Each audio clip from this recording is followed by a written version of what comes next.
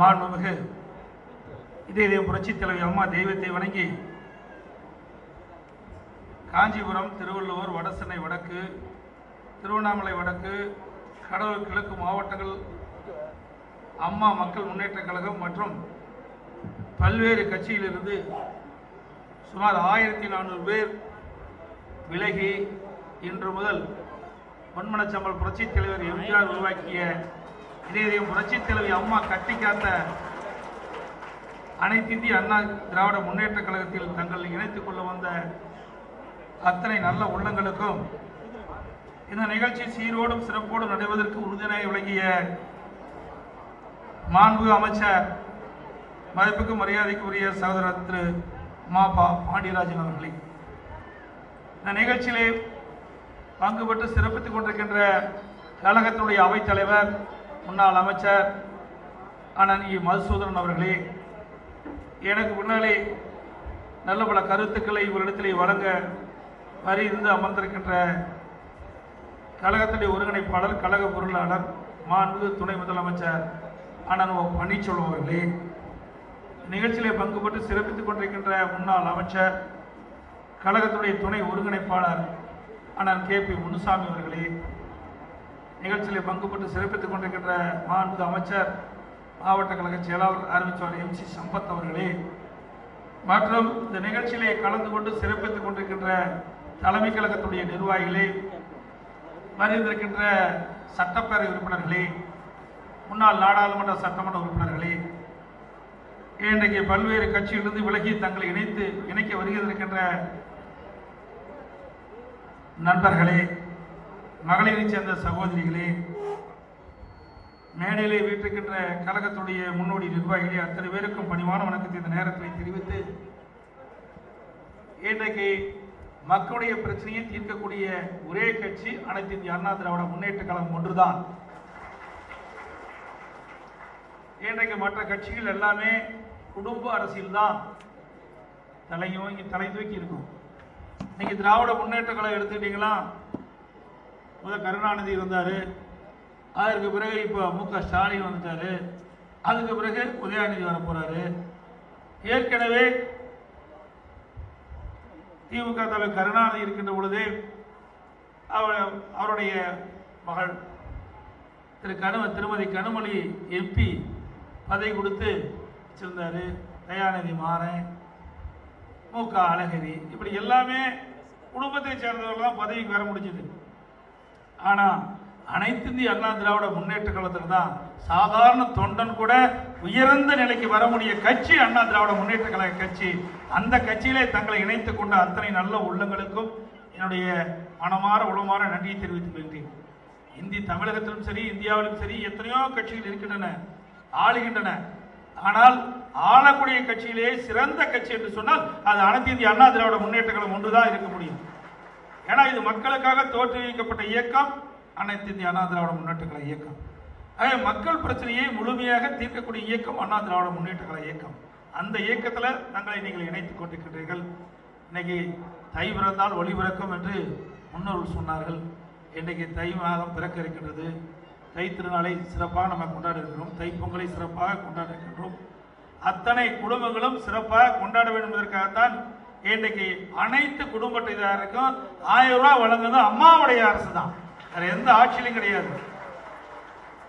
அதே போல அவர்கள் பொங்கல் என்று ஏழை எளிய மக்கள் மற்றவர்களை போல பொங்கல் வைத்து சிறப்பாக கொண்டாட வேண்டும் என்பதற்கு தான் அரிசி, பச்சரிசி, சர்க்கரை, முந்திரி, திராட்சை எல்லாம் கொடுத்தோம். அதுமில்லாமல் பொன்மனச்சம்பல் புரட்சி தலைவர் எம்ஜிஆர்கள் கொண்டு வந்த விலையெல்லாம் வேட்டி சேலைகளும் கொடுக்கிறோம். ஆக மக்களுக்கு என்ன தேவையோ அதை அறிந்து செயல்படக்கூடிய அரசு அம்மாவுடைய அரசு. ஆகதான் இன்றைக்கு மக்கள் மத்தியிலே இன்னைக்கு செல்வாக்கு அதிகரித்துக் கொண்டிருக்கின்றன. எதிர்கட்சி எல்லாம் வேண்டுமென்றே திட்டமிட்டு இன்றைக்கு தவறான செய்தி சொல்லிட்டு இருக்கிறாங்க. நீங்க அண்மையில் பார்த்தீங்கன்னா ஸ்டாலின் சுற்றுப்பயணம் போயிருக்காரு. எங்க ஒவ்வொரு ஊராட்சி போய் ஊராட்சி கூட்டம் போட்டு போயிருக்காரு.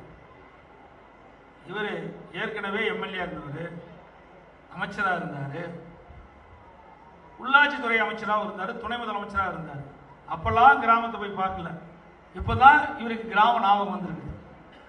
எங்களை பொறுத்த வரைக்கும் நாங்கள் கிராமத்திலே பிறந்து வளர்ந்தவர்கள், கிராமத்தில் இருக்கின்ற மக்களுக்கு என்ன வேண்டும், எதை செய்ய வேண்டும் என்று நானும் சரி, மாண்புமிகு அண்ணன் ஓபிஎஸ் அவர்களும் சரி, மரியாதைக்குரிய அண்ணன் KP முனுசாமி அவர்களும் சரி, MC சம்பத் அவர்களும் சரி, மரியாதைக்குரிய மாண்பு அமைச்சர் பாண்டியராஜனும் சரி, எல்லோருக்குமே கிராமத்தை நன்கு உணர்ந்தவர்கள்.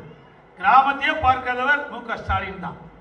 ஏன்னா இவர் பிறந்து வளர்ந்தது சென்னையில், அதனால கிராமத்தை பார்க்க முடியல, அதனால கிராமத்தில் இருக்கிற பிரச்சனை தெரிஞ்சுக்க முடியல. இப்பதான் போய் பார்க்கிறார். இவர் துணை முதலமைச்சராக இருந்தார், உள்ளாட்சித்துறை அமைச்சராக இருந்தார். அப்பவே இதெல்லாம் போயிருந்தா அங்க கொடுக்கிற குறையெல்லாம் தீர்த்திருக்கலாம். அந்த வாய்ப்பு அவர்கிட்ட இருந்தது. உள்ளாட்சித்துறை அமைச்சராக இருந்தார். அப்ப எல்லா கூட்டத்திலையும் பேசுறாரு, தண்ணி நாங்க கொடுத்துருக்கலாம், மின்சார வசதி செஞ்சு கொடுத்துருக்கலாம், கழிவுநீர் அகற்றல் வசதி செஞ்சு கொடுத்துருக்கலாம், அடிப்படை தேவைகள் செய்வதெல்லாம் உள்ளாட்சி அமைப்பு. நாங்க அதை மறுக்கல. ஆனா அந்த அதிகாரம் உங்களிடத்திலே மக்கள் கொடுத்திருந்தாரு. துணை முதலமைச்சராக இருக்கும்போது உள்ளாட்சித்துறை அமைச்சராக இருந்தாங்க. அப்ப நீங்க போய் நேரடியா பார்த்து மக்களுக்கு என்னென்ன குறை வேணும் கேட்டு தீர்த்திருந்தா சிறந்த ஒரு அரசியல்வாதி. அதையெல்லாம் விட்டுட்டு, பதவி இருக்கும் போதெல்லாம் விட்டுட்டு, ஆட்சி அதிகாரங்களும் விட்டுட்டு, இப்பதான் கிராமத்தில் இருக்காங்க. கிராமத்தில் இருந்தா அரசியலே துவங்குதான். இப்பதான் கண்டுபிடிச்சிருக்காரு, புது கண்டுபிடிப்பு. ஆகவே மக்களை எல்லாம் மறந்தவர்கள், மக்களுடைய பிரச்சனை தீர்க்க முடியாதவர்கள். அதே அனைத்து இந்திய அண்ணா திராவிட முன்னேற்ற கழகத்தை பொறுத்த வரைக்கும் கிராமத்திலிருந்து நகரம் வரை அனைத்து மக்களுக்கும் அனைத்து அடிப்படை தேவைகளும் செய்யக்கூடிய ஒரே இயக்கம் அதிமுக இயக்கம் தான். இன்றைக்கு மக்கள் குடிநீர் பிரச்சனையா, சாலை வசதியா, தெருவிளக்கு வசதியா, கழிவுநீர் அகற்றதா, எல்லா வசதியுமே அந்தந்த பகுதிக்கு ஏற்றவாறு இன்றைக்கு செயல்படுத்தி கொண்டிருக்கின்றோம். அதே இன்றைக்கு அம்மாவுடைய ஆட்சியை பார்த்து வேண்டும் என்று திட்டமிட்டு ஒரு தவறான செய்தியை பரப்பிட்டு இருக்காங்க. ஏன்னா உள்ளாட்சி தேர்தலாம் நாங்க தான் தள்ளி வச்ச மாதிரி ஒரு தோற்றத்தை உருவாக்கிட்டு இருக்காங்க.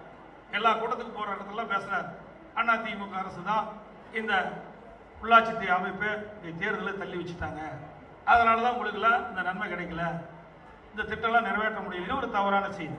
இது யார் தடுத்து நிறுத்தினா, மாண்புமிகு புரட்சி தலைவி அம்மா இருக்கின்ற காலத்திலே இந்த உள்ளாட்சி மன்ற தேர்தல் அறிவிச்சாங்க. திமுக போய் நீதிமன்றத்தில் போய் தடையான வாங்கிட்டாங்க. அதை தடை செய்த திராவிட முன்னேற்ற கழகம். மாண்புமிகு புரட்சி தலைவி அம்மா முதலமைச்சராக இருந்த காலத்திலேயே இந்த உள்ளாட்சி தேர்தலுக்கு தேர்தல் நடத்த வேண்டும் என்று உத்தரவிட்டு இந்த பணியில் துவங்கப்பட்டிருந்த காலகட்டத்தில் திராவிட முன்னேற்ற கழகம் தான் போய் தடையாணி வாங்குது நீதிமன்றத்தில். நாங்க வாங்கல. ஆக இதையெல்லாம் இன்றைக்கு சொல்வதற்கு காரணம் வேண்டுமென்றே திட்டமிட்டு அதிமுக மீது ஒரு தவறான செய்தியை மக்களிடத்தில் பரப்பி இன்றைக்கு அரசியல் ரீதியாக சந்திக்க முடியாத கொள்ளைப்புறத்தின் வழியாக மக்களை குழப்பிக் கொண்டிருக்கிற நிலைதான் இன்றைக்கு திமுகவை பார்த்துக் கொண்டிருக்கின்றோம். அத்தனை கட்சி கூவி கூவி அழைச்சு இன்னைக்கு கூட்டணி சேர்த்திட்டு இருக்கிறாங்க. நீவான்னு சேர்த்திட்டு இருக்காங்க. எங்களை பொறுத்த வரைக்கும் தமிழ்நாட்டு மக்களுக்கு யார் நன்மை செய்கிறார்களோ அவர்கள் மத்தியிலே ஆட்சிக்கு வர வேண்டும் என்பதுதான் எங்களுடைய நிலைப்பாடு. யார் ஆட்சிக்கு வந்தாலும் தமிழ்நாட்டு மக்களுக்கு யார் நன்மை செய்வார் அவளைத்தான் நாங்கள் ஆதரிப்போம். அதே தமிழ்நாட்டு மக்களுக்கு யார் துரோகம் அளிக்கிறார்களோ அவரை ஒருபோதும் நாங்கள் ஏற்றுக்கொள்ள மாட்டோம். எங்களுடைய நிலைப்பாடு அது. பொன்மனச்செம்மல் புரட்சி தலைவி எம்ஜிஆரோட ஆட்சி காலத்திலும் சரி, இதே புரட்சி தலைவி அம்மாவுடைய ஆட்சி காலத்திலும் சரி, இருவரும் தலைவர்கள் வகுத்து தந்த பாதையிலே இன்றைக்கு அம்மாவுடைய அரசு செயல்படும். அனைத்து இந்திய அண்ணா திராவிட முன்னேற்ற கழகம் அது செயல்பாட்டுக்கு துணை நிற்கும் என்பது நேரத்தில் தெரிவித்து மிகச்சிறப்பாக எழுச்சியாக இன்றைய தினம் பல்வேறு கட்சியிலிருந்து விலகி இன்று முதல் அனைத்து இந்திய அண்ணா திராவிட முன்னேற்ற கழகத்திலே இணைத்துக் கொண்ட அத்தனை நல்ல உள்ளங்களுக்கு மீண்டும் மீண்டும் இந்த நேரத்திலே நன்றி தெரிவித்து, இந்த கட்சியும் ஆட்சியும் உங்களுக்கு துணை இருக்கும். உங்களுடைய பிரச்சனை எதுவாக இருந்தாலும் எங்களால் முடிந்த அளவு தீர்த்து வைக்க பாடுபடுவோம் என்று தெரிவித்து வாய்ப்புக்கு நன்றி கூறி விடைபெறுகிறேன். நன்றி, வணக்கம். உண்மை செய்திகளை உங்கள் கண்முன் கொண்டு வரும் காவிரி நியூஸின் யூடியூப் சேனலை சப்ஸ்கிரைப் செய்யுங்கள். நொடிக்கு நொடி நாட்டு நடப்புகளை தெரிந்து கொள்ள kaverinews.tv, Facebook, Instagram, Twitter போன்ற சமூக வலைதள பக்கங்களோடு எப்போதும் இணைந்திருங்கள்.